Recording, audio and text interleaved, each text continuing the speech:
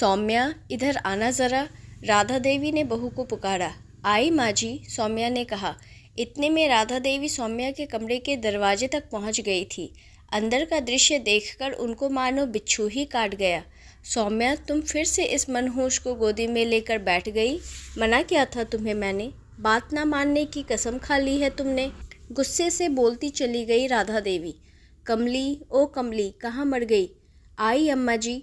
छत से जल्दी जल्दी सीढ़ियाँ उतरती कमला नीचे कमरे में आ पहुँची। कमरे का नज़ारा देखते ही उसे सब समझ में आ गया। सौम्या की गोदी में गुड़िया थी और साथ ही सौम्या का बेटा और बेटी भी बैठे गुड़िया को प्यार से खिला रहे थे। बड़ी भाभी, गुड़िया को मुझे दे दो, कहते हुए गुड़िया को सौम्या की गोद से ले लिया कमला ने। आंगन में अपनी कोठरी में कमला गुड़िया को ले गई। राधा देवी अपने कमरे में चली गई। सौम्या को माँ जी के बर्ताव का बहुत बुरा लगा। आज उसे किसी निर्णय पर पहुँचना ही है। कल्पेश के आने पर बात कर ही लेनी है। बीते 1 महीने का घटनाक्रम उसकी आंखों के आगे चलचित्र की भांति दौड़ गया। महीने भर पहले तक घर में खुशियां ही खुशियां थी। बड़ी बहू सौम्या के 2 बच्चे हैं, 6 साल का बेटा पार्थ और 2 साल की बेटी सोना।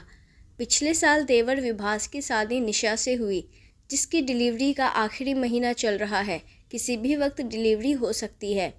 ऐसे में पड़ोसी शहर में रहने वाले चाचा जी की तबीयत खराब जानकर उनको देखने पिताजी और विभास कार से गए। वहाँ चाचा जी अब ठीक थे।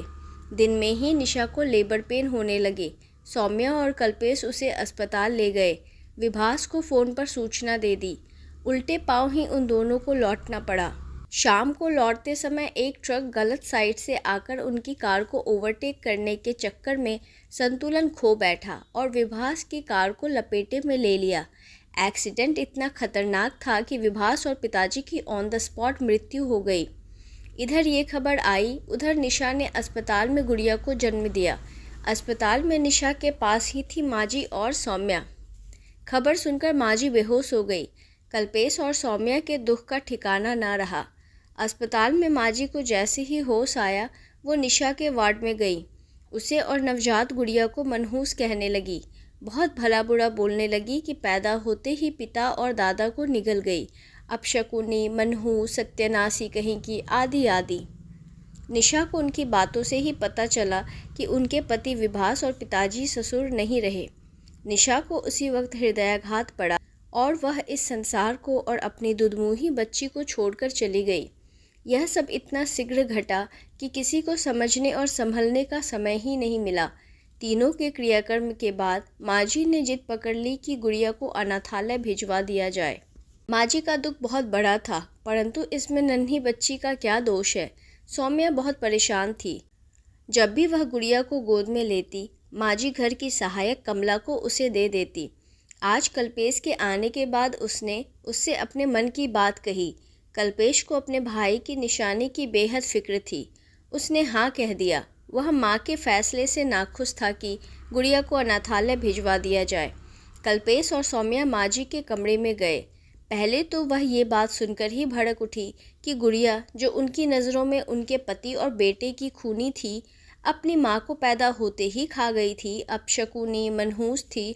उसको कल्पेश और सौम्या अपनी संतान के रूप में पालें।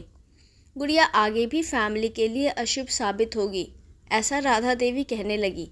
कल्पेश और सौम्या दोनों ने उन्हें बहुत समझाया, बताया कि विभास और निशा की आखिरी निशानी है, अपना खून है, हमारे परिवार का अटूट हिस्सा है, हमारी फैमिली गुड़िया के बिना अधूरी है।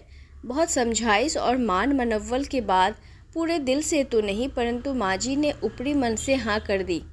धीरे धीरे 1 साल बीत गए। माँ जी को गुड़िया की मनमोहक हरकतें लुभाने लगी हैं। अब वे कभी कभी गुड़िया को गोद ले लेती हैं। सबसे ज़्यादा खुशी सौम्या को होती है। वह अपने तीनों बच्चों को समान रूप से प्यार करती है। निशा विभास की अनमोल धरोहर के रूप में पलती गुड़िया पर अब सभी जान छिड़कते हैं। गुड़िया में माँ जी को अब विभास का अक्स नज़र आता है। गुड़िया के पहले जन्मदिन पर माँ जी ने सौम्या और कल्पेश को अपने कमरे में बुलाया। सौम्या, तुमने साल भर पहले मेरे हाथों से महापाप होने से बचा लिया। मैं गुड़िया को अनाथालय भिजवाने चली थी। अगर तुम ना रोकती तो ईश्वर मुझे कभी माफ़ नहीं करते। गुड़िया को माता पिता मिल गए और मैं घर की बड़ी होकर उसको अनाथ बनाने चली थी। विभास और निशा के साथ साथ तुम्हारे पिताजी भी कभी मुझे क्षमा नहीं करते। मैं समझ गई हूँ कि गुड़िया को फैमिली से अलग करने की बात सोचना ही गुनाह था। जो हुआ उसमें इस नन्ही जान का कोई दोष नहीं था। मैं अपने बर्ताव पर बहुत शर्मिंदा हूँ। माँ जी, सच है कि गुड़िया का इन सब में कोई दोष नहीं था और घर की बेटी कभी बेसहारा नहीं छोड़ी जाती है।